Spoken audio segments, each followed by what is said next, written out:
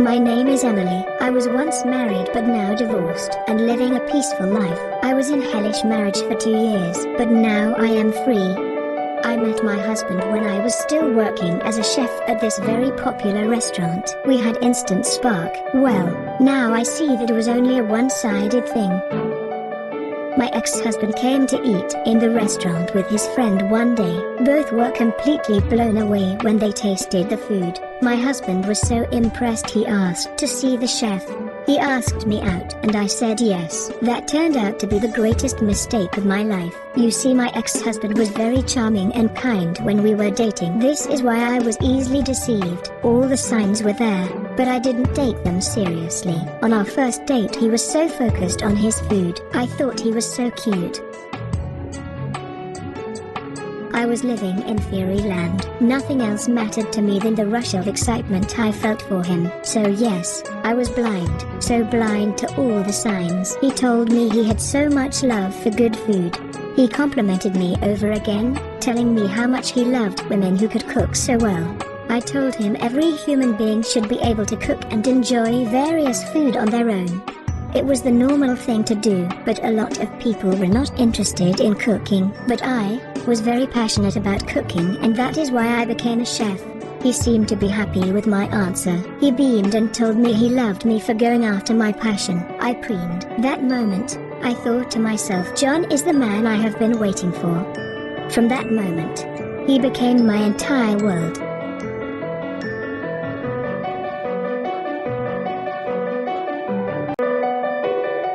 He proposed and I said yes. I was on top of the moon. We got married 5 months after dating. The first few weeks were the best moments of my life. He was so good to me I thought we would live happily ever after. I found myself growing impatient to have his child. Our problems began when he demanded I left my job as a chef and become a full housewife. I was furious. He knew I loved my job and I was working when he met me. What was this? Our relationship took a hit from there. His attitude towards me changed. He turned into a total stranger. I tried to make him see reasons, make him understand he was the most important person in my life. He just was not ready to listen to anything that opposed what he wanted. He pushed me away and told me to choose between my career or marriage. He never listened. I began to question myself. He had been the best husband to me all this time. I was doing something wrong. I was desperate to save my marriage. I caved into his demands and left my job to be a full housewife. I was so devastated, but I was a little bit consoled that I would still be able to fulfill my dream even as a housewife. One time, he needed to get some cash down to someone for an important business. I rushed down to the bank and withdrew all my savings, hoping he would return it. He never did.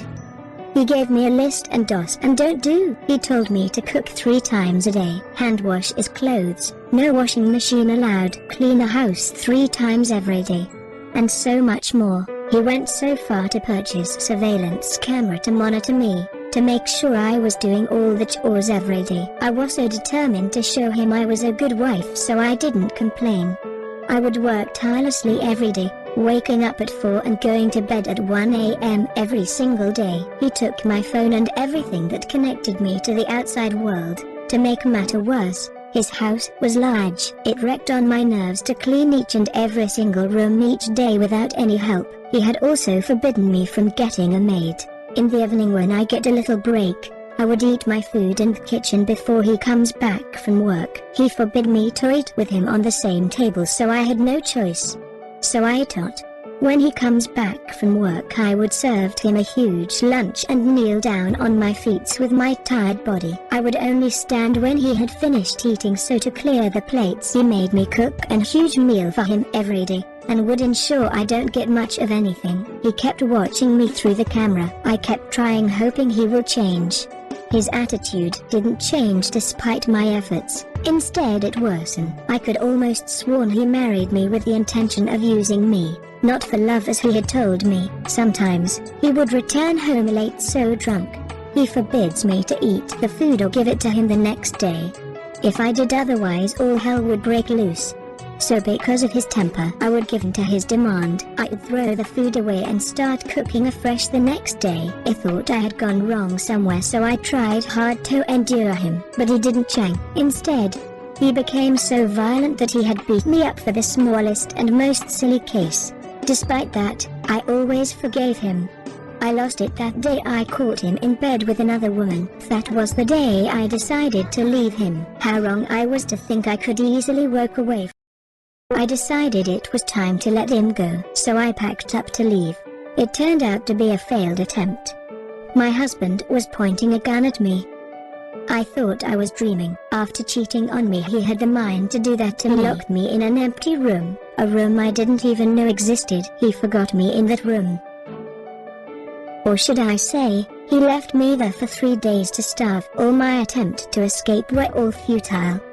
Soon, I started feeling the deep sting of hunger. I grew so weak and helpless. On the 3rd day, he opened the door to my prison. In the very late hour of the evening, I crawled to him despite dying of hunger. I struggled to beg him for food and water. He took me out of the room and fed me with food he brought from the restaurant across the street. He employed a rogue to bodyguard my activities so I wouldn't be able to escape him.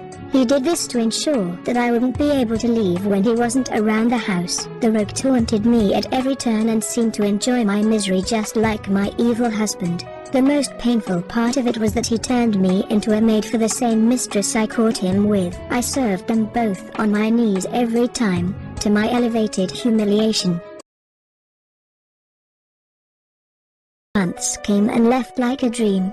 But I lost the track of time as I lived in deep misery each day. One day, I thought I have had enough. I decided it was time to escape my hellhole.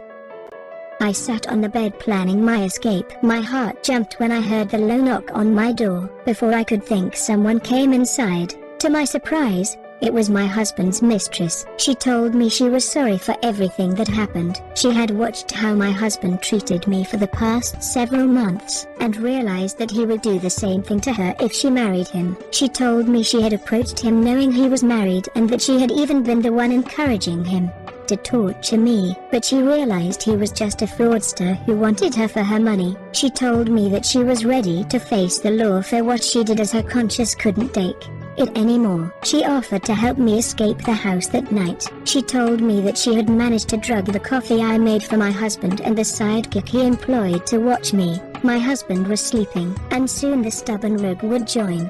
I waited several hours for the rogue to sleep while the mistress secretly checked out on him for me. Not long, she informed me it was time. She opened the door with the key she had managed to sneak from him, and I ran into the night. I don't know how it happened. The rogue must have been a light sleeper, for he woke up and chased after me. I couldn't stop feeling like a fool for believing in the mistress. She had never drugged their coffee. She had wanted to get me in a trap, it seemed.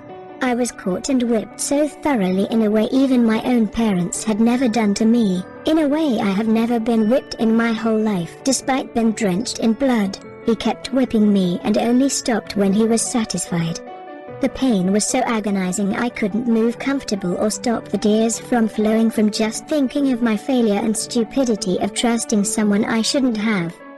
After I got whipped, she came back to apologize again. She said she had been able to stop him from killing me. She would try to help me again. I begged her to leave me alone. I didn't know she had been genuine and had not set a trap for me. Who would have believed her in my situation?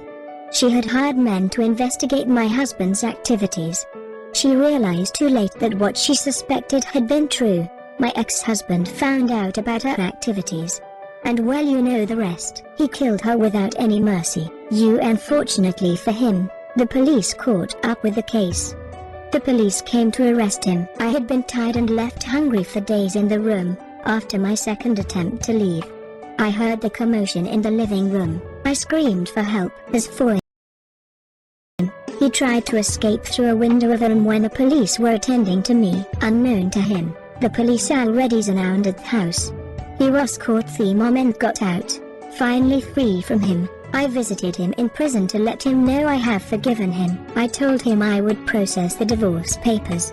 He begged me pathetically not to leave him alone. I told him even though I have forgiven him, I couldn't be with a person like him again. I needed some space away from him. He was sentenced to death by hanging, but unfortunately he was killed by an inmate in prison just 2 months after our divorce was finalized. Even though I have forgiven him, I felt traumatized from what he did to me. I signed up for therapy. Today, I can boldly say I have completely healed from the experience. I am in a new relationship now, but I am taking things slowly. I hope people can use my story to learn to take things easy.